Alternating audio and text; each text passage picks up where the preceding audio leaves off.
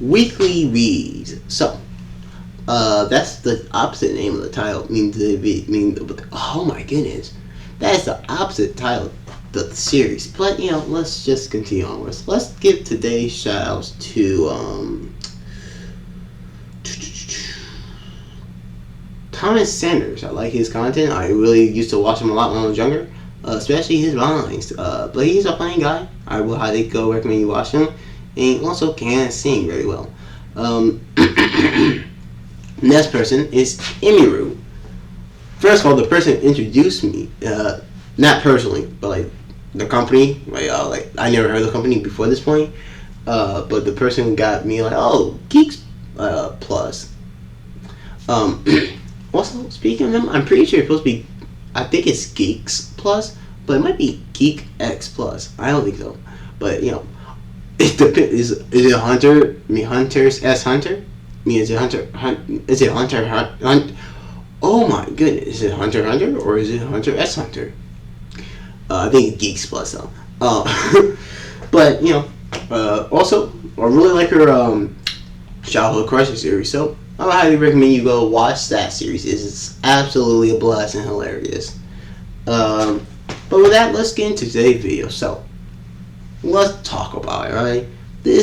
I'm still catching up to the webtoons and whatnot, but I do have a few. So let's flip it this week, and let's actually start with a few webtoons I read this week. Now, the first one I like to say is Kiss in Bed. Don't know what I did the last time or not. I never know which series I did last time, but it doesn't matter.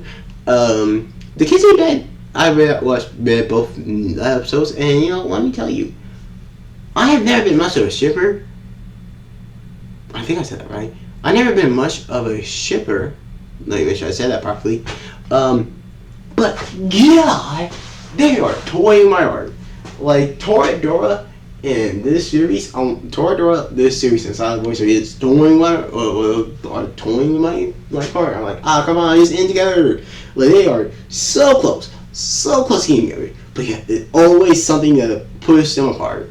But the last chapter ended hilarious, right? Because they gave Joe one instruction: be secretive, but see what Oliver, his brother, feels about Sarah. Like, does he like him? But be secretive. That was the one thing they said to do. This man panicked instantly when he asked one question, and not only that, but he directly asked, which could be a double-edged sword. One, it could be like, okay, will he tell him? Because he probably suspicious of him. But, maybe he will tell him or not. And maybe we'll know. Maybe he would tell them. Or, he is ruining because, does she like me? Right? Or, make it even more complicated. It is so funny, but also so mad. It was so close. So close to getting together. And it's also funny because we don't know when he left out, but at one point we know that he got up after feeling sick and left out. Presumably, probably fisting the rag from her again after, he fell asleep by the way, but after fisting the rag from her, he probably redid it and left out, which is just a hilarious thing to be like, oh yeah, my job here is done. You see me getting back, let me just leave. And then I just imagine because he wasn't taking care of himself. So I'm surprised. It makes sense that he got better, but it's funny to see him just probably feeling terribly, just have to leave out of the house anyways. But that is funny. We'll say it's also funny to think about what if he didn't wake up and go there. But let's move on to the next series.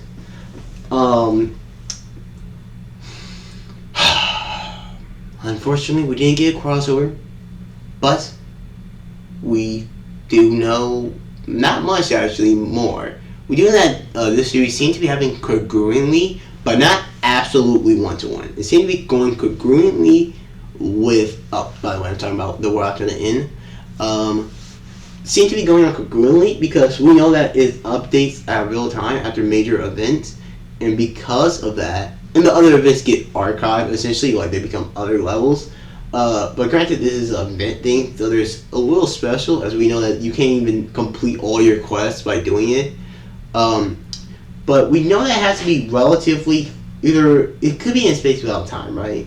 But it seems to be relatively going on at the same time frame as him because we see him do the oldest one, but then move on to the newest, like one of the newest one. So it seems to be going around the same time frame. Now I can't say that for certain, but it's still getting interesting because we haven't seen aspects of stories in here just yet. But we do that as a major aspect within Omnipotent Reader. So it is interesting to note that we haven't got that from there yet, but there also are gods, so they might not be as, like, they might just be people who use the same system. And by the way, it also seems to be a different system, so it's very weird, because what might be happening is they're just connected, like a multiverse type thing, because we know that there's an illusion tree, so it could be connected to it, or it could be like what I could see happening is like this is just a fake world, and once when he destroy it, the world after the end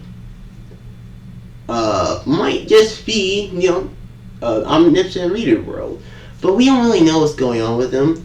Also, I read the Max Level Newbie. I haven't read the newest one, or I haven't finished the newest chapter, but it is funny that from what I read so far, he was like, oh yeah, that we also, apparently they can't, like, the magic doesn't even use, like, it's not even you can't magically be like, oh, telling an absolute truth, apparently, or at least with the skill that was used. Because when he was using it, he, technically speaking, doesn't lie, because they're measuring his heart rate, which is something that can happen in real life, but by calming down his heart rate, he was able to lie, with, like, saying, but make it seem like he's telling the truth. Or not even lie, just not say the truth, essentially. So because of that, it is interesting to note that, you seem to be able to get away with it. Now, I do wonder, like, if there's any skill that tells the absolute truth. They seem to be. I'm pretty sure they, like, showcased one earlier.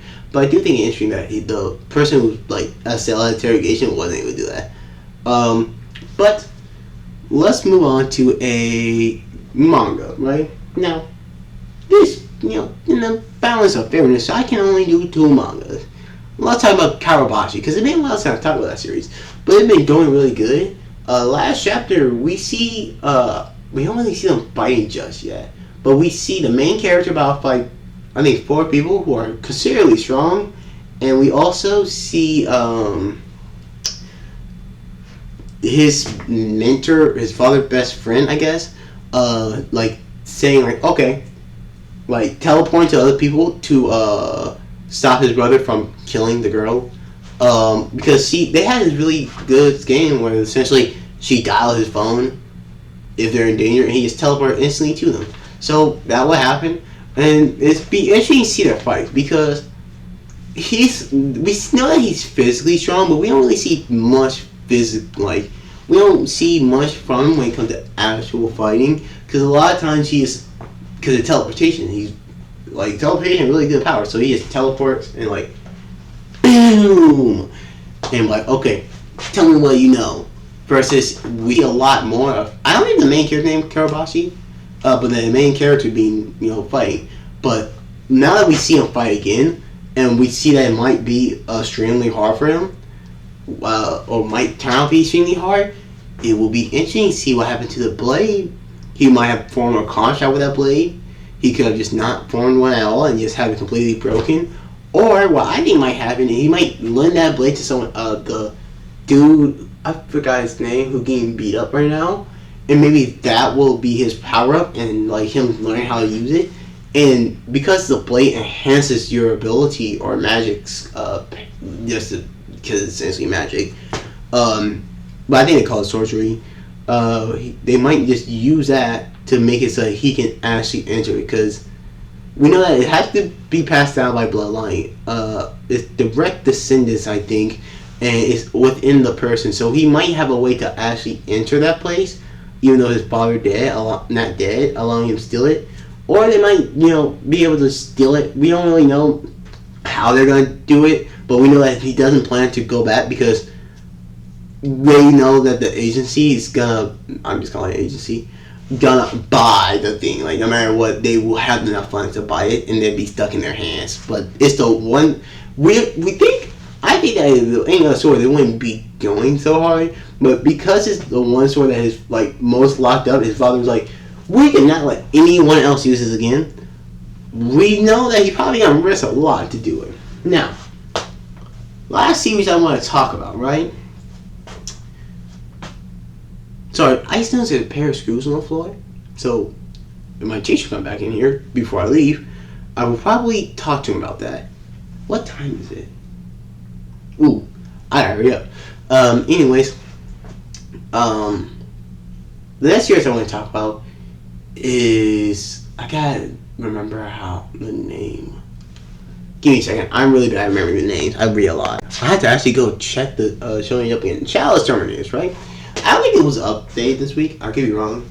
It could have been updated last week and I just didn't read it. But Chalice Terminators is an interesting series. Same thing with Rumi Dragon situation, but a lot less. Because, you know, it's finally getting now because we can finally, like, since this mini arc from the best way to describe it, we can actually see where they're going to be going from. You know, go watch that video in case you didn't, the Rumi Dragon video. But what was I saying? Since a mini arc, we can see the story somewhat now, so I am less scared for it.